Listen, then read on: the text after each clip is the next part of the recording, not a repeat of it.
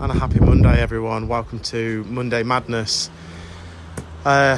We are currently trying to juggle a lot of jobs at the moment, but anyway, what we have here on this job is we need to run a new gas supply for this job at the moment because I don't know if you remember me coming to this boiler last week, but the heat exchanger is actually blocked on this boiler.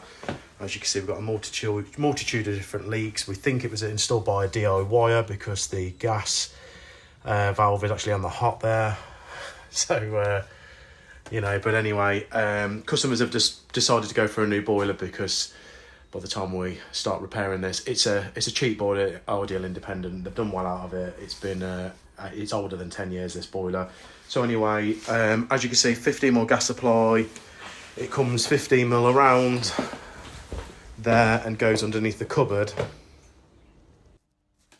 So we're currently on the landing area, and as you've already heard me walking around, you can't really touch any of these floorboards because there's wires running to absolutely everything, over, under, etc. There's plastic pipe to all the radiators here. So what we've decided to do is we're going to use the angle drill to drill through in the middle of the joist to slide pipe right through, because there's just no way.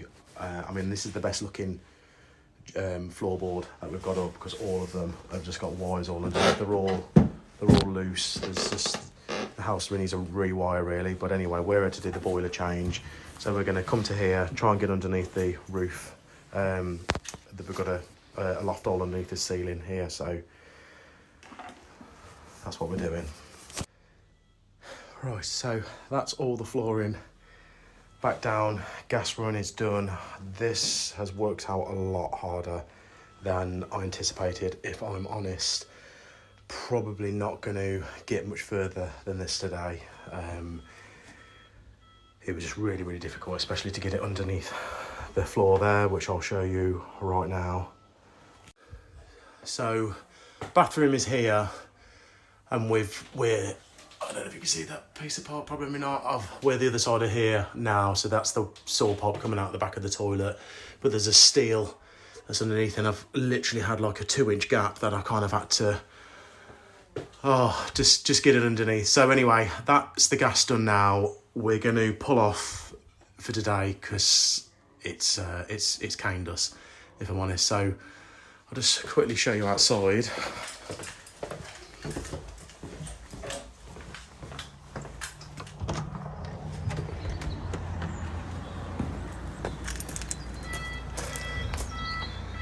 But again, that's the gas pipe done. Just needs to be connected underneath. And that's the dog that barks but doesn't make a noise. And we are back, ladies and gents. So we are Wednesday now. Started this job on Monday. Managed to only get the gas run done, which took us all day. And yesterday we had to pull off on a job. Really a bit of an emergency slash. But anyway, explained to the customers what was going on. They were absolutely fantastic. I guess it was our saving grace that they have got an electric shower here and also a gas fire, but regardless, I guess they've been without heat and hot water now for a couple of weeks. Boiler is now off the wall. The plan was here because obviously the heat exchanger had blocked, the plan was to do a hot and cold flush. I was going to leave my Spirotech magnet attached onto that, leave it here with some chemicals inside and really come back, flush it through hot and cold, and hopefully that was going to do the job. But on further investigation, I've just had my finger down this pipe here, so I'll kind of do it again, and I can just literally feel it caked on the side there. I don't know if you can see, and that's just the return back to the boiler. So I'll try and get it. There we go. So if we're looking at that just by the boiler, what are the radiators like? What's the rest of the system like? Obviously, boiler manufacturers are nice enough to give us these 10-year warranties, etc. But a Rolls Royce, you can have a Rolls Royce engine, but it's not going to perform if it's got shit in the system. Well, we're back again at this Viessmann 050 installation where we had the blocked Ideal heat exchanger. So this is the boiler on. It was definitely a tight squeeze, but we did it. That's the gas that comes down from there where I took it in the roof space. So we are power flushing today. That's my Nordstrom power flushing machine. Thank goodness it doesn't leak today. We've got a Spirotech filter. I only use Spirotechs, and that's the adapter that goes on. So we've got the rapid cleaner in at the moment. I'm trying this one from Williams, and as you can see there, it needs to be in for an hour. So this is my chair to monitor. Gonna sit outside, catch a bit of vitamin D. But already, that's the state of the water that's in. It's very rusty and dirty. Okay, so it's just been on a little while. I've turned off upstairs radiators, and I didn't catch it, but the pipes all just changed colour. What I'm gonna do is use my rubber mallet here, and hopefully you can see.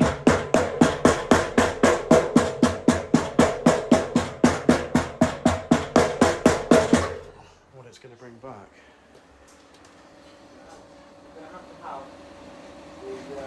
Nothing. No, that's a bit of a shame, but anyway.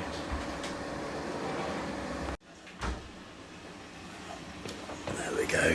So I don't know if you can see a bit of darker shade there compared to I don't know if you can see that. It's not really coming through on the camera very well, and now that's just gone lighter anyway. But yeah, that's basically what happens. So it drags, when we agitate, it drags it with a return all the way into these two giant magnets that are in there, shoves it around the machine with the chemicals, and then takes it back to the boiler. So we've got this on with heat at the moment. It's not at 60 degrees. I have it less than that because I can't have too much heat going through this Nordstrom. I think I've got it set to about 50 degrees, but allegedly they can go hotter than this. But again, they're so problematic, it leaks all the time. So we're going to have it on a lower temperature, which is working fine. Okay, so I'm sitting on the machine here now, and you can see that look at the difference between the colour of the pipes that you can see.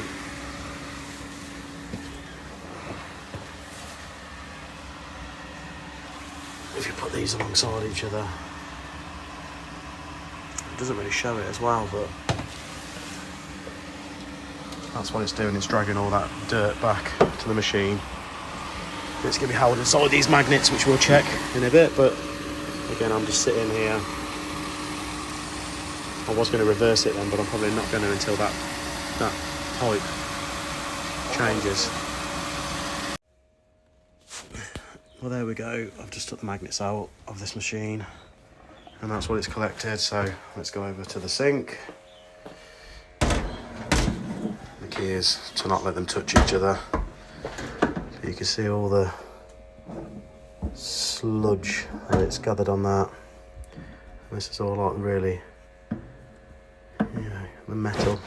You can see, and how magnetic it is. Look, as soon as I let go of it, look at this. Look at that, watch. See that? Right, so let's get these cleaned up. Right, and here we go. So I've just cleaned off the magnets. They are there and there. You have to keep them away from each other because they love each other. They're that strong, but you can see. So that's what the sludge is, and what sticks to the bottom of the radiators, destroys boilers, etc. So as you can see, that one's full, and this one's really full as well. And this one, and it's all over my hands. So in case everybody wants to see, that's what it is. Now, boilers and radiators don't like that. It blocks up, destroys pumps, destroys heat exchangers. Your boiler will not last long if this is in your system. So new boiler with a new 22mm gas feed has been completed in Tile Hill in Coventry. Just show you through. So we have power flushed the system, so all the radiators are now clean, and this is the lovely new Viessmann 050 Vitodens in situ. All runs off EPH Combi clock. More details on the flap that pulls down if the customers need anything. All information, etc. is kept inside. Benchmark has obviously all been filled out. Spirotech magnetic filter. I've left the old filling loop underneath there, but there is the new filling loop, of course, underneath the boiler. And EPH receiver there, all hidden underneath. And that's it. See you on the next one.